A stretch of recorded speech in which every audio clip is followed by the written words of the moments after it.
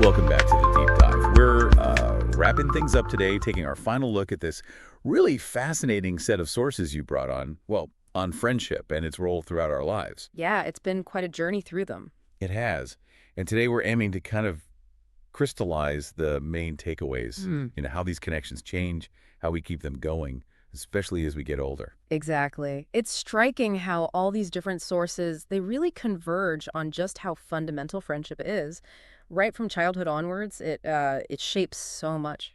Okay, so let's maybe circle back to the start then. Yeah. Childhood, those friendships felt so intense, didn't they? Oh, definitely. Your best friend was everything. Yeah. And then if something went wrong, it felt like the end of the world. Mm-hmm. One of your sources mentioned that sort of all or nothing feeling. I certainly remember that intensity. Me too. And what's interesting, I think, is that those early friendships, even with all the drama, they're basically our training ground, right? Training ground. How so? Well, we're learning trust, how to, sort out disagreements, loyalty, all the basics. So those hurts, yeah, they feel huge, but they're also teaching us things for later life. And as you mentioned, another source really highlighted that adversity, well, it's just part of life, isn't it? Even as kids. And friendships are often that first line of defense. And it's more than just like feeling better because someone's nice to you. Your sources pointed to actual science. Yeah, exactly. There's evidence that friendship literally acts as a buffer. It changes how we perceive hard times, makes them seem less daunting. That's daunting. Wow. And there's a physical side, too. It actually lessens the physical toll stress takes on our bodies. That's pretty powerful, I think. It really is. It just shows how deeply we need connection. Totally. Strong social ties can help regulate our nervous system, Less stress hormones, fewer long-term negative effects. It's quite concrete. Okay, so moving into adulthood.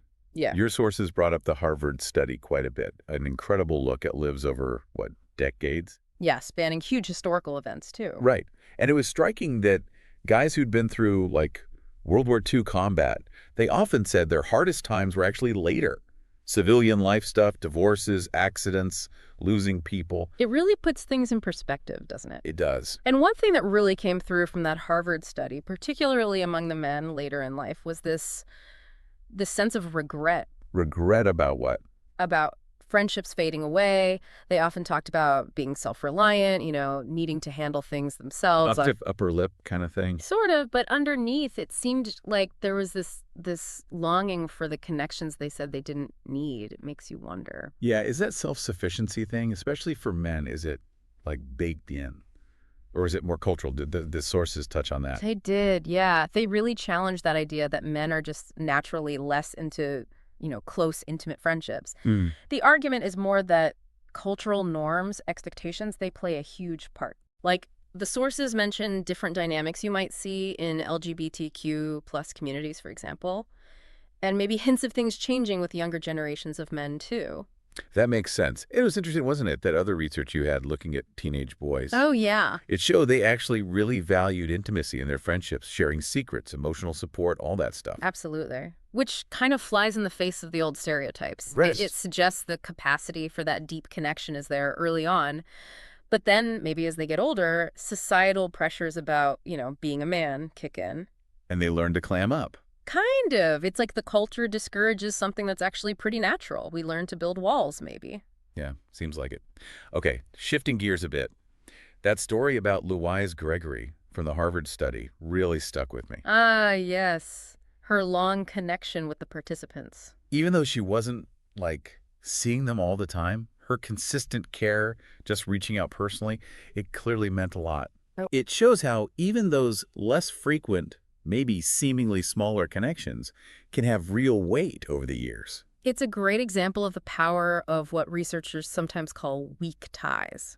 She was this steady, caring presence, a reminder someone was thinking of them. Not deep chats every week, but a reliable thread, feeling seen, feeling valued. That's huge. which brings us neatly to that whole idea of weak ties. The acquaintances, the people on the edge of our circles, we focus so much on close friends. Right, the strong ties. But your sources argued these weaker ties have real benefits too. Little mood boosts, feeling part of something bigger. Yeah, and bridges. Bridges to new people, new ideas, maybe even opportunities. They connect us outside our usual bubble. Because our close friends often know the same people, think similarly. Pretty much, yeah. Weak ties link us to different worlds, different perspectives. It broadens things out. And the sources even mention tiny interactions, right? Like Yes. chatting with the person making your coffee. Exactly. Those brief, positive moments with strangers. They can actually give you a little lift, boost that sense of belonging. Have you found that? Oh, definitely. Those little unexpected moments of connection, they can totally change your mood for a bit. A nice reminder we're all in it together, sort of. Yeah. Okay, so life stages. Things change. Friendships change. Yep. Your sources talked about how new friendships often pop up around shared experiences, right? Like being teenagers or going to college. Or, New parents, retirement. yeah, Yeah. Those shared situations create common ground, fertile soil for new connections. makes sense. You bond over navigating the same stuff. Exactly. Mutual understanding, mutual support. But the flip side is that some friendships fade during those transitions too.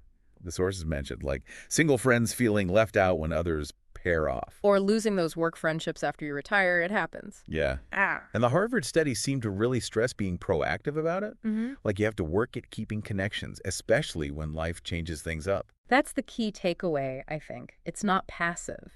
Friendship needs intention, especially when circumstances pull you in different directions. Like that participant you mentioned who retired and then actively joined groups. Right. He made a point of building new connections. It really shows it's possible. At any age, you just have to, well, make the effort. So how do we do that? How do we Uh, cultivate these friendships?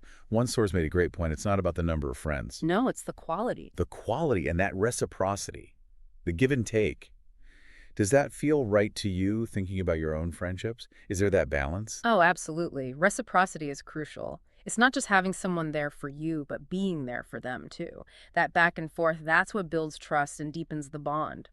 And it's encouraging to read that, falling outs don't have to be permanent. Yeah. The potential for repair. A simple apology, just reaching out, it can fix things. The source even suggested holding a grudge is sometimes more about, like, protecting your own hurt feelings than the actual friendship. Yeah. That's insightful.